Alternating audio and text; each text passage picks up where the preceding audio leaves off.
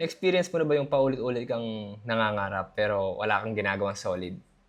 Yung marami kang gustong baguhin sa sarili mo, pero ikaw din yung may dahilan kung bakit hanggang ngayon, wala ka pa rin progress. Same bro, same. Kasi lagi ako sinasabi sa sarili ko noon, mag-umpisa na ako magpa-abs. Yan. Next week, seryoso na talaga. Kapag ready na ako, all in na ako. Pero taon nang lumipas. And one day, napagod lang ako sa sarili kong bullshit. I realized na hindi na timing yung problema ko, hindi na motivation, ako na mismo. Actually, aminin ko, ako rin yung nag-set ng limitation sa sarili ko. Ako yung nauunang mag-doubt bago ko pa subukan yung isang bagay. And maybe, that's you. Maybe, ganun ka rin. Maybe you're also tired of saying the same things with nothing to show for it. Maybe you also want to start something.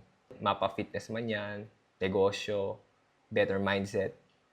Pero lagi kasing may dahilan eh. Laging may excuse. Kaya laging may delay.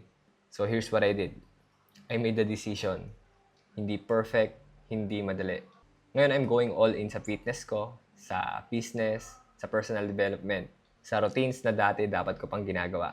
It's not because I'm expert, pero kasi sawang-sawa na ako maging stuck. So if you're watching this and deep down, alam mong ikaw rin, napapagod ka na sa sarili mong bullshit, this is your sign. Hindi mo kailangan ng perfect plan.